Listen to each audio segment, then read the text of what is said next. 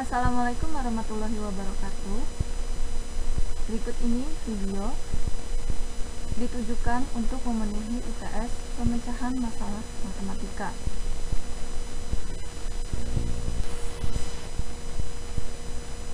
Di dalam video ini terdapat poin pertama, yaitu tentang saya, penulis, pembuat video, dan yang kedua adalah poin yang akan dibahas berikut jawabannya.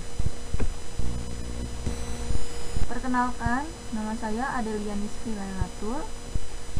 NIM saya 184162862061101. Saya asalnya dari SD 18B. Sekarang saya mengikuti kelas SD 19A.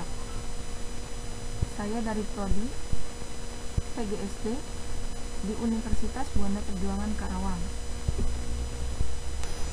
Oke, poin kedua adalah poin-poin yang akan dibahas.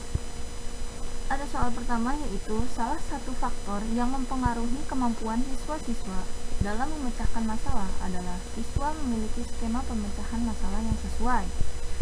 Pertanyaan pertama, jika ada siswa-siswa yang belum memiliki skema tersebut, apa penyebabnya? Yang kedua, bagaimana cara guru membantu siswa-siswa untuk memiliki skema tersebut? Jelaskan. Jawabannya, poin A, yaitu kurangnya kemampuan pengetahuan awal siswa. Apabila kemampuan awal siswa tidak baik, maka untuk melanjutkan ke materi pokok akan sangat sulit dan nantinya akan berpengaruh terhadap kemampuan siswa dalam memecahkan masalah pada materi berikutnya. Penyebab kedua adalah perbedaan apresiasi masing-masing siswa terhadap pelajaran yang mempengaruhi keterlibatan siswa dalam mengatasi kemampuan pemecahan masalahnya. Lalu faktor penyebab berikutnya adalah kecerdasan logis. Anak seperti ini memiliki kemampuan yang baik dalam mencari hubungan antar informasi yang diperoleh dari masalah yang mereka temui. Lain halnya jika anak tersebut kurang meningkatkan kecerdasan logisnya. Lalu poin B, sebagai guru tentunya harus memahami dulu faktor-faktor apa saja yang mempengaruhi kemampuan pemecahan masalah siswa, terutama faktor internal seperti yang dijelaskan di samping. Agar guru tidak cenderung langsung menjelaskan materi pokok yang akan dibahas, karena pada dasarnya setiap anak memiliki kemampuan yang berbeda-beda dan guru harus bisa memahami setiap perbedaan siswanya. Setelah memahami, barulah mengimplementasikannya. Yang pertama, menumbuhkan pengetahuan awal siswa terlebih dahulu, seperti yang di samping. Kebanyakan guru sering mengabaikan kemampuan awal siswa, padahal kemampuan awal siswa merupakan modal yang paling penting untuk mempelajari materi berikutnya. Yang kedua, guru harus membuat siswa mengapresiasi pelajaran yang dipelajarinya, sehingga pandangan buruk siswa terhadap pelajaran akan berkurang, bahkan mungkin siswa akan menyukainya. Yang ketiga, guru harus mendampingi siswa agar mereka memahami langkah-langkah dalam pemecahan masalah seperti yang dikemukakan oleh Kolya. Langkah-langkah ini lah yang termasuk dalam langkah-langkah sistematis dan logis, sehingga kecerdasan logis siswa akan meningkat juga. Pertanyaan kedua, berikut ini merupakan metode dan teknik pembelajaran pemecahan masalah matematika. Coba jelaskan dan berikan contoh dalam setiap metode dan teknik tersebut. Nah, teknik keterlibatan siswa. Menurut Sutawijaja dan kawan-kawan, teknik keterlibatan merupakan sebuah teknik yang sangat berguna dalam pembelajaran matematika. Keterlibatan merupakan suatu proses yang mengikutsertakan setiap siswa secara serempak dalam proses belajar.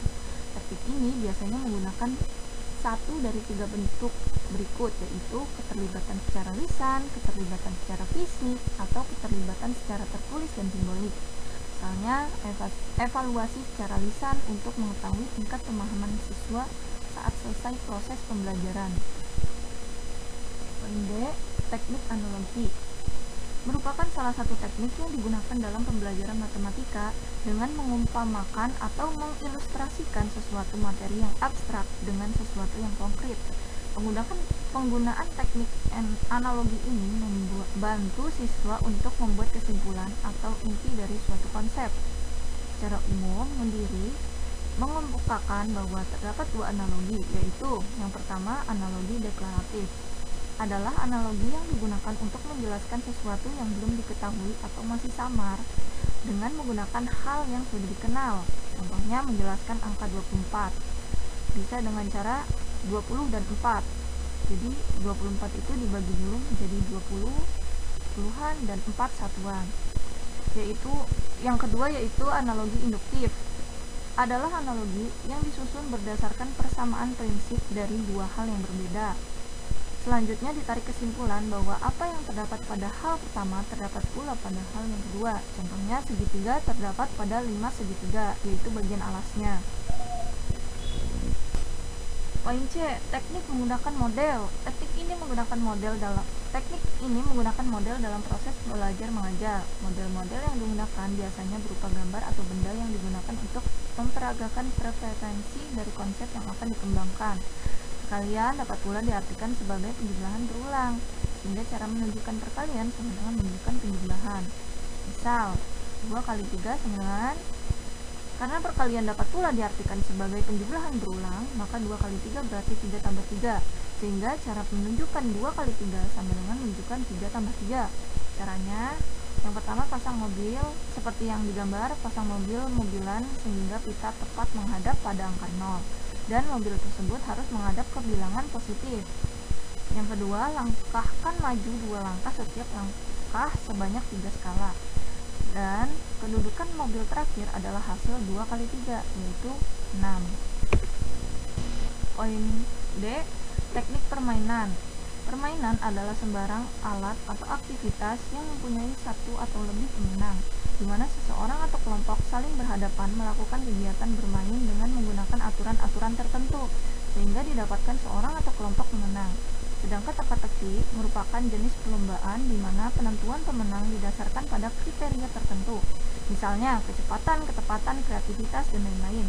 Keuntungan pembelajar matematika dengan menggunakan teknik permainan dan teka-teki adalah sudah termuat sifat-sifat cara berpikir matematika, sehingga secara langsung atau tidak langsung kita telah menanamkan dasar matematika, memperluas belajar matematika. Pada dasarnya siswa sekolah dasar senang melakukan permainan dalam waktu luang atau jam bebas dapat diisi dengan jenis permainan terarah. Poin ke E yaitu teknik simulasi. Simulasi adalah sembarang alat atau aktivitas yang menggunakan aspek terpilih tentang situasi kehidupan nyata. Dalam simulasi biasanya dituntut kemampuan prasyarat. Oleh karenanya simulasi biasanya diterapkan dalam pembelajaran pada akhir kegiatan. Kegiatan simulasi dapat meningkatkan minat belajar, tetapi akan menimbulkan kegaduhan dan memakan waktu yang relatif lama. Untuk meminimalkan kegaduhan dan waktu yang lama, guru membuat perencanaan dan peraturan yang baik.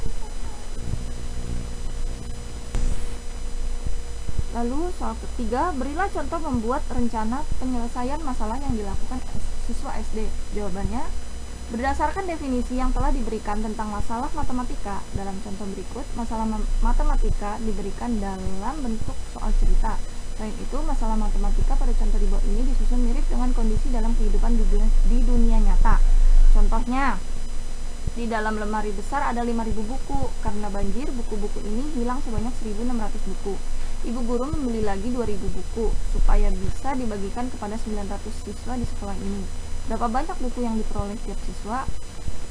Contoh strategi pemecahan masalahnya yaitu ada 5.000 buku di lemari, buku yang hilang sebanyak 1.600.